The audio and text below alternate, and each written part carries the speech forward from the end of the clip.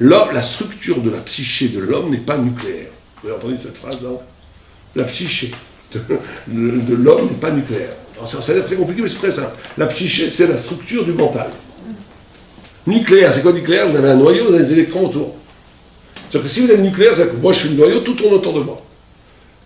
Or, l'animal est nucléaire, tout tourne autour de lui. Il veut manger, son instinct est là pour préserver sa substance. La structure de la mentale, c'est plus que le mental, c'est la psyché, c'est tout l'esprit humain, il n'est pas construit comme un nucléaire, comme un noyau avec des choses qui tournent autour de lui. Il est construit comme une ouverture. C'est Tselem Elohim. C'est-à-dire qu'il se reconnaît quand il s'abandonne. L'homme s'atteint quand il s'oublie. L'homme se retrouve quand il se dessaisit de ses peurs mesquines d'être dépossédé de ce qu'il peut avoir ou de ce qu'il peut devenir. C'est à ce moment-là qu'il devient. Il devient quand il s'abandonne. Parce qu'il est Tselem Elohim. Et ça, c'est le premier tikkun. La première teshuva par rapport à Babylone, c'est une civilisation entière qui se bat, qui se construit sur la glorification de l'homme. Donc la première teshuva de la Sarah Bétévet, c'est ça. Comment l'homme se désinvestit de cette façon d'exister où il est la centralité de tout. Où tout est cheshbon. Par exemple, une des choses les plus difficiles dans les rapports humains, c'est ça. C'est le cheshbon. Je te donne, tu me donnes. Tu me fais la tête, je te fais 3 fois plus la tête. Tu es gentil avec moi, je suis gentil avec toi. Tu me donnes de l'argent, je te donne de la beauté. Tu me donnes de l'intelligence, je te donne du service. Tu me donnes un statut social, et ben je vais faire ce qu'il faut faire pour que tu sois heureux ou heureuse. Ça, c'est l'horreur. C'est-à-dire que c'est une marchandisation du rapport humain. Le rapport, que ce soit en couple ou avec les amis, ou avec la vraie notion de fidélité, c'est la notion d'élection. Ça veut dire que on sent à un moment donné que 2 neshamot sont là dans une rencontre qui construit un futur, une intrigue voulue par Dieu. C'est encore rapport avec l'intérêt. C'est un grand tikkun, c'est le tikkun. Mais c'est très visible. Il y a même des gens qui tu attends toute la journée, qui sont dans l'intérêt. Et quand je dis qu'il y a des gens, on peut imaginer, nous pouvons imaginer, que chacun, à plusieurs niveaux, a ce problème. À un moment donné, comment est-ce que tu laisses aller ton Tselem Elohim? Le Tselem Elohim est la chose qui peut rivaliser contre cette première pan du Hassan Bétévet, qui est l'empire babylonien, dont la centralité est l'autosubstantification, c'est-à-dire l'autoglorification, c'est-à-dire je suis là et Dieu est là pour me servir. Dieu est là pour m'aider, la Torah est là pour m'aider. Pas moi pour être le témoin de l'infini de la vérité. C'est la première teshuva. La deuxième choix qu'on doit faire demain, c'est par rapport à l'Empire grec, à l'Empire en Perse. Donc on a dit, le Perse c'est le corps, c'est le plaisir, etc., etc. Si je vous demandais c'est quoi de vivre corporellement, ça consiste à quoi de vivre de façon corporelle? Qu'est-ce que vous diriez? Plaisir physique. Mais pourquoi je fais ça? Pourquoi les gens courent après le plaisir? Les instincts. Hein? Les instincts. Oui, mais des gens, c'est même pas instinctif, ils s'ennuient, ils vont faire du plaisir. C'est pas forcément instinctif. On parle pas des besoins. Les besoins, c'est bien. De manger, il faut manger, boire, il faut boire quand on a soif. On parle d'une civilisation du plaisir. Comme aujourd'hui. Civilisation publicitaire. C'est quoi? C'est vivre d'une certaine façon où tu crées des manques, juste avec l'inconscient de combler des manques. Ça, tu n'as pas vraiment besoin de manger, mais tu crées des repas parce que tu t'ennuies. Ça, tu as des manques, tu as des trous. Le fumeur, c'est un très bon exemple, le fumeur. Le fumeur, il n'aime pas la cigarette, mais le plus grand plaisir dans la fumette, c'est pas de fumer, c'est de calmer le manque de la fumée. Quand vous faites des chinois, dans les jeunes couples, très souvent, au début, les premiers mois, il y a des disputes. Pourquoi il y a des disputes au début? Dans les milieux très froux, ils sont vus 2-3 fois, ils sont mariés. C'est très bien, ça, mais système qui marche très bien, on est 100% pour. Mais très souvent, ça fait des petits problèmes. Pourquoi? Pas parce qu'ils veulent se disputer. Parce que elle, c'était la Jewish princess. Elle était là, dans la maison, super. Lui, c'était le roi Yeshiva. Il avait des copains et tout. La belle vie, la vie dans Yeshiva, c'est le paradis. Ils étudient, surtout quand on est brillant. Quand on est Yeshiva brillant, c'est le paradis. Ils sont là, ils montent, ils sont trucs, ils étudient, les recherches les adorent parce qu'ils peuvent leur donner un coup, ils écoutent, ils comprennent, les copains, ils cavodent, c'est le paradis. Elle, dans sa famille, c'est la June Princess, tout le monde l'aime. Tout on met ces deux bonhommes là tout d'un coup, voilà, quand on dans un petit deux pièces que les parents sont tués pour acheter. Et ils arrivent au collège, ils se font engueuler, c'est avec 2 minutes en deux. Elle doit y travailler, c'est de la mort. Et tout d'un coup, ils se retrouvent face à table. Elle pense à ses parents, lui, il pense à sa yeshiva. Ils se retrouvent, ils n'ont rien à se dire. C'est l'enfer, ils n'ont rien à se dire. Donc qu'est-ce qu'ils font? Ils se disputent. Pourquoi ils se disputent? Parce qu'ils veulent créer un manque pour après se retrouver, s'embrasser, se retrouver. Et c'est ça qui va construire, au bout d'un moment, une vraie relation, après il n'y aura pas besoin de se disputer. Le manque est là pour combler le manque. C'est dialectique, je crée un manque pour combler le manque. Mais une vie comme ça, si tu ne t'arrêtes que là, c'est absurde. Tu passes ta vie à faire la civilisation publicitaire. On a dit l'Occident a récupéré, dans le rêve de Daniel, la dernière bête avant les 3 premières bêtes. Donc l'Occident a tout récupéré. Elle a récupéré la gloire de l'homme et les droits de l'homme, elle a récupéré la peste. En la maximalisant, c'est exactement ce qu'on appelle la civilisation publicitaire, où on t'incite chaque fois à désirer des choses dont tu n'as pas besoin. Et que tu achètes. Nouvel ordinateur, un nouveau téléphone, blablabla. Et c'est toujours comme ça. C'est frénétique, ça ne s'arrêtera jamais. Et il y avait un grand rave qui disait 90% de l'économie mondiale, 90%, je ne sais pas d'où tu tirais ces chiffres, est basée sur la frivolité, enfin sur l'inconséquence des choses, on n'a pas besoin. Mais il disait que si tu enlèves ces 90%, les 10% essentiels pour créer du blé, du pain, de l'eau et tout, il s'écroulera aussi. Donc il faut ces 90% pour que les 10% pour qu'on puisse manger. Mais il faut savoir que 90% de l'économie elle tourne autour de Stuart. On peut avoir la même voiture pendant 30 ans si on fait attention, elle est très bien. Le même ordinateur pendant 15 ans. Moi je connais quelqu'un qui a le même ordinateur depuis 15 ans, à peu près 15 ans. Ça marche très bien. Ouais, 18. Voilà, bravo. Pas besoin de changer le téléphone depuis 15 ans. Je connais quelqu'un qui a le même téléphone depuis 15 ans. Il est très content. Ils sabotent les machines. Oui, maintenant il sabote. Heureusement qu'il les a achetés à 15 ans. Ils font 4 ans, donc Mais dans tous les cas, c'est un système. L'absurde de la vie, c'est qu'on passe sa vie à combler des manques. La deuxième tchouva de Yotevet, c'est ça. Chacun doit avoir l'honnêteté de s'auto-analyser. Comment je vis ma vie? Est-ce que ma vie est organisée autour d'un cheminement qui évolue vers la sainteté, vers la kedusha, vers la grandeur? Est-ce qu'il y a un changement entre l'année dernière et maintenant? Est-ce que je suis la même personne il y a 1 an, 2 ans, 10 ans et maintenant? Est-ce que je prends au sérieux?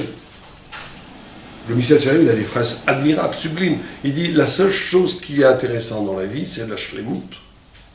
Et tout ce qui est loin de la shlemut, c'est l'horreur. Et tout le reste n'est que bêtise. Est-ce que c'est vraiment la shlemut qui nous intéresse? Est-ce que c'est vraiment ça qui nous intéresse? Ou non, avant tout, j'ai une vie sympathique. Bien sûr, je ne veux pas griller en enfer. Donc je ferai des mitzvot. Vie de famille sympathique pour avoir des enfants, pour en jouir, parce que je suis fier d'eux, avoir un bon mari, une bonne femme, hein, voilà. Bon, mais il n'y a pas de shlemut là-dedans.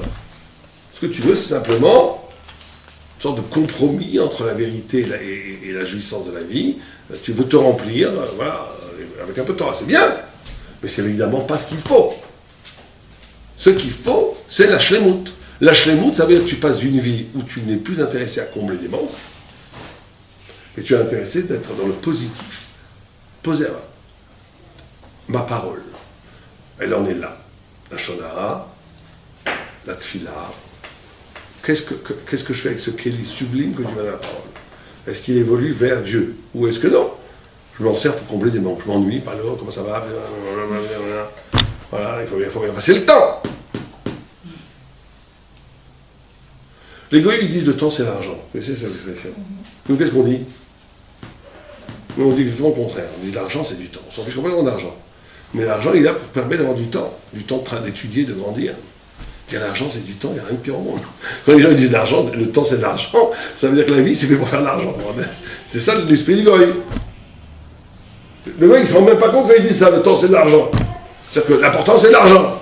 Le temps, tout le temps, la vie sublime qu'on a, c'est pour faire de l'argent. Il n'a pas compris que c'est le contraire, c'est l'argent, il a aucune importance. L'argent, s'il a une importance, c'est qu'il te donne du temps, c'est tout. Il te permet de te libérer de tâches ménagères qui te permettent de donner du temps. Ça, c'est magnifique. Quand on dit l'argent, c'est du temps, le temps, c'est de l'argent, c'est intéressant. Donc, il faut penser à cette histoire. La deuxième tchouva, c'est cette tchouva. Comment est-ce que je transforme ma vie en lui donnant du sens. Et lui donnant du sens, ça s'inscrit dans une pratique de l'existence qui évolue, dans un sens précis. Si on est dans le flou, dans la stagnation, dans... Oui, plus ou moins pareil, on n'avance pas, on ne recule pas non plus, mais bon, on n'a rien fait. Enfin, c'est-à-dire qu'on ne vit pas, on vit en Perse. On vit dans l'instant du plaisir. On comble le temps. On n'est pas maître du temps. Ça, c'est la deuxième tchouva. La troisième tchouva, c'est la Grèce. La Grèce, c'est la plus difficile. Parce que la Grèce, c'est la pensée autonome. Mais c'est plutôt pour les hommes que pour les femmes. Mais nous, les hommes, on a un grand travail à faire là-dessus. Parce que tout le problème de l'étude de la Torah va être là. L'étude de la Torah, c'est quelque chose d'extraordinaire, puisque c'est en même temps une révélation divine, et en même temps une convocation de ton génie particulier, comment, avec ta singularité, avec ta particularité, tu vas témoigner face à cette révélation. Et la rencontre des deux, c'est l'éruption de la Torah. Quelqu'un qui ne redirait que ce qui est écrit, il n'a rien fait. Les ordinateurs, tu peux le mettre, ils vont faire pareil. Quelqu'un qui délirerait, qui dirait que ce qu'il pense, un fou furieux. On s'en fiche de ce que tu penses. Quelqu'un qui étudie, qui reçoit la révélation de la Torah, mais qui la reformule à partir des caractéristiques de sa singularité. Parce que le Rambam, enfin la Gemara a déjà dit, de la même façon que l'eau en shum partsufim shavot, de la même façon qu'il n'y a aucun visage qui se ressemble, même des jumeaux, ils ne se ressemblent pas. Même des vrais jumeaux, ils ne se ressemblent pas jusqu'au bout. Moi, j'ai connu des vrais jumeaux, beaucoup, même ceux qui étaient très ressemblants, il y a toujours une petite différence, un petit truc ici, un petit nez, ils ne sont pas pareils. Ben, l'esprit de chacun est absolument pas pareil. Imaginez, il y a 6 milliards de personnes, vous n'avez pas un seul jumeau absolu. Eh bien, vous avez 6 milliards de personnes, même les goïs, il y a 6 milliards, de toute façon, s'ils pensent, la plupart ne pensent pas, mais s'ils pensent vraiment, 6 milliards de facettes de façon de penser, de singularité. Et donc, c'est 6 milliards de façons d'accueillir la parole de la Torah, pour la retraduire de façon absolument originale. C'est le chidouche. La Torah, elle est composée du multiple des écoutes d'Israël. Et donc, ce moment-là, c'est très difficile. Parce que, on l'avait expliqué une fois, la Torah chez Balpé, elle vient de la Grèce. Elle vient à un moment, elle naît des ténèbres grecques. On est passé du temps prophétique, où la Torah de Dieu est donnée comme ça, à un temps où les Grecs ont tué la prophétie. Avant, on a oublié de dire, c'est pour ça qu'Ezra meurt. Ezra meurt, parce qu'on donne le basculement du corps en Perse. Le fait que le peuple juif est devenu matérialiste, est devenu perse un peu. La prophétie demande un détachement absolu de la matière. Si le dernier prophète est mort par l'époque perse, c'est parce que les Juifs ont pactisé avec cette façon de vivre une vie qui comble les manques.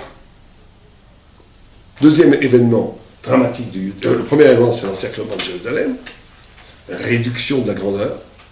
Deuxième drame de Yud Tevet, la mort du prophète qui symbolise, qui stigmatise, qui signifie le fait que le peuple juif, à un moment donné, est tellement rentré dans cette économie du plaisir qui remplace le sens de la vie, parce que le plaisir remplace le sens de la vie, parce que le sens nourrit, le sens élève, donne un sens à l'existence. Tu peux te passer du sens de l'existence en jouissant, en passant ta vie à combler des trous. Et ça a tué le dernier prophète. La prophétie, elle demande un silouk du Homer, comme ça le Maharal dit. Il n'y a pas de prophétie sans silouk du Homer. Le troisième événement, qui est la traduction de la Torah en grec, symbolise ce problème. En même temps, c'est quelque chose d'extraordinaire, c'est la naissance de la Torah Shebalpé. Parce qu'à partir même de la destruction de la prophétie, à partir même de la pensée autonome, à partir même d'une confrontation au texte qui ne passe plus par une intervention divine directe, mais chaque homme, avec sa pensée à lui, va étudier le texte. On aurait pu croire que c'est la fin de la Torah, que c'est la fin du judaïsme, c'est la fin de tout. On est tous grecs, on est tous perses et on est tous grecs. À ce moment-là, il est passé le plus grand miracle de tous les temps, peut-être. Que le juif, au fond de lui-même, quand il est seul face au texte, il rencontre Dieu.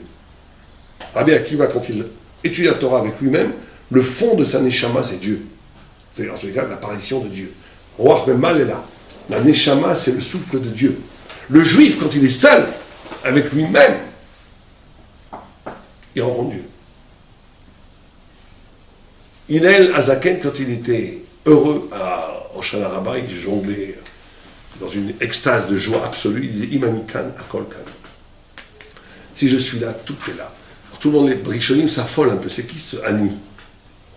Certains disent c'est Dieu. Si Dieu est là, tout est là. Certains disent non, c'est lui. Certains disent non, il ne faut pas comprendre le pshat, c'est les deux. Parce que si tu es vraiment jusqu'au bout de toi-même dans la joie c'est quoi la joie? C'est quoi la joie après vous? Comment on fait pour être joyeux? De reconnaître tout vient de la chair, mais d'avoir de la joie, c'est ça. Oui, ça c'est très dur. C'est vrai, mais il faudra que je... Avant, c'est de s'affranchir de toutes les... C'est diminuer toutes les bêtises, toutes les scories. Il y a des gens qui se gâchent la vie, on se gâche tous la vie. Avec ça, j'ai pas ça, j'ai pas ça. Il y a même des gens qui se gâchent la vie. Et on se gâche tous la vie. Par des petites bêtises de rien du tout. Il m'a pas dit bonjour, une demi-heure, t'es pas content. C'est ça à faire. Je connaissais un Roche-Colel qui me disait que, honnêtement, et je trouvais ça remarquable, il me disait, avant que j'étais Roche-Colel, je me moquais de ces Roche-Colel, ces Roche Yeshiva, qui étaient comme ça, qui n'étaient pas contents que les élèves ne viennent pas lui parler. Alors moi, je suis Roche-Colel, il y a un autre gars qui est aussi à Maguichir chez moi, et tout le monde va parler de Roche-Colel, ça me gâche la vie. Je dis c'est affreux, mais il était formidable, j'ai beaucoup admiré cet homme.